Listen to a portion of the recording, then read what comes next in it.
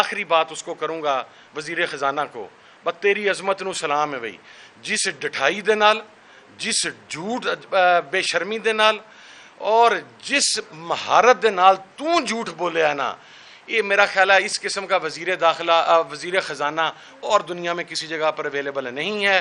تو ہماری special condonation ساڑھے الادین کوڑا ہے. ہاں کوڑا ہے، ڈھیر کوڑا ہے، کوڑا بھی کوئی نہیں ڈھیر کوڑا ہے. یعنی آپ وہ کچھ بیان کرتے گئے ہیں جس کا حقیقت کے ساتھ کوئی تعلق نہیں ہے، لیکن وہ دن آئے گا انشاءاللہ جب یہ تمام چیزیں تبدیل ہوں گی. اور سب سے الارمنگ سائن یہ ہے کہ آپ کا ذمہ دار اپنی انکم کے لیے، ذریعہ معاش کے لیے کوئی اور ذریعہ تلاش کرنا شروع ہو گیا ہے. سو دیٹ سٹینڈز کہ وہ طبقہ فکر، وہ طبقہ جس کے اوپر آپ کا انحصار تھا، وہ اب آپ کو رلائے گا. وہ خود رو رہا ہے. اور میں آخری بات عرض کر دوں، 2030 کے اندر پریڈکٹ کیا گیا ہے کہ پاکستان غذائی بحران کے ممالک میں ٹاپ 3 میں فال کرے گا. ہم تو 2030 بھی نہیں دیکھ رہے. یہ بے شرم حکمران، یہ بدبخت حکمران، یہ مزدور دشمن، کسان دشمن حکمران اگر ایک سال بھی اور رہ گئے تو آپ کو 2026-27 میں فوڈ انسیکیورٹی آ جائے گی. آپ کے پاس اپنی غذائی اجناس اویلیبل نہیں ہوں گی جو آپ کی 25-26 کروڑ آبادی کی ضروریات کو پورا کر سکے. کیا کریں گے؟ آپ کو باہر سے منگوانا پڑے گا. $10 بلین قرضے آپ کے 76,000 ارب ڈالر کراس کر چکے ہوئے ہیں. اور کہاں پر آپ کھڑے ہیں؟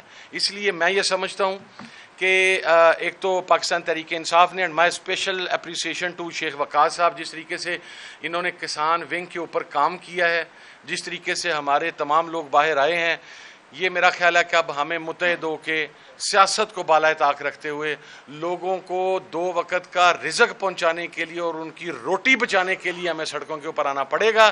اور ان بدبخت حکمروں میں صرف 2-3 باتیں کروں گا جی، بڑی آسان زبان کے اندر.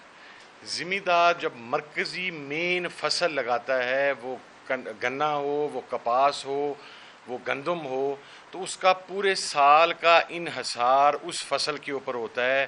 وہ پورا سال بجلی کا بل بیچارہ ادھار پہ چلتا ہے، وہ کھاد ادھار پہ اٹھاتا ہے، وہ بیج ادھار کے اوپر اٹھاتا ہے، وہ اپنے بچوں کی شادیاں ادھار کے پیسوں سے کرتا ہے. اور جب یہ فصل آتی ہے تو وہ اپنے سال کے تمام واجبات کلیئر کرتا ہے. آپ نے اتنا بڑا قتل عام کیا ہے، آپ نے یہ ظلم نہیں کیا، آپ نے ذمہ داروں کا قتل عام کیا ہے کہ ذمہ دار کی فصل اس کے گھر کے اوپر پڑی ہوئی ہے. اس کی کاسٹ تو بہت دور کی بات ہے، وہ اپنی جو لاگت ہے وہ بھی 50% بھی ریکور نہیں کر پایا. آپ نے اسے تباہ کر دیا. اس سے کوئی غرض نہیں ہے کہ آپ کا GDP کا گروتھ ریٹ کیا چل رہا ہے، اس سے کوئی غرض نہیں ہے کہ آپ کا یہ ڈیفیسٹ کا بجٹ ہے، اسے کوئی غرض نہیں ہے. اسے غرض ہے تو یہ ہے کہ پرائم منسٹر ہاؤس کے لان کے لیے تو 6 کروڑ روپے رکھا گیا ہے پریزیڈنٹ ہاؤس کے. آپ کی پول میں کھڑی ہوئی گاڑیوں کے لیے تو 20 کروڑ روپے رکھا گیا ہے. آپ کے ڈسکشنری فنڈز کے اندر اضافہ کیا گیا ہے. لیکن آپ نے ذمہ دار کو کیا دیا؟ آپ نے اسے مرنے کے لیے چھوڑ دیا ہے.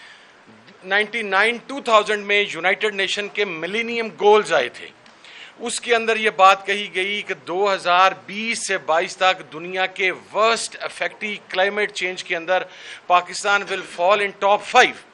آپ نے پچھلے 22 سال میں کیا کیا؟ آج آپ کو پتہ ہے، ایک تو گورنمنٹ کا ظلم ہے، دوسرا کلائمیٹ چینج کے اوپر ہم نے کوئی افیکٹو پالیسی نہیں بنائی. گرمی کی شدت کی وجہ سے، بے وقت کی بارش کی وجہ سے، ژالہ باری کی وجہ سے کسان ہر طرف سے پٹ رہا ہے. آج اگر کسی علاقے کے اندر کوئی ذمہ دار، میرا تعلق فیصل آباد سے ہے، میرے ایریے میں اگر کوئی بندہ 50 من کنک نکال لیتا ہے نا فی ایکڑ، تو 10 گاؤں تک دھوم جاتی ہے، اس کی ڈھول بجتا ہے کہ اس بندے نے 50 من کنک اٹھائی ہے 1 ایکڑ سے. انڈین آپ پنجاب میں جا کر دیکھیں، وہاں پر 125 من 150 من فی ایکڑ پہ گندم کی ایوریج چلے گی. کیوں؟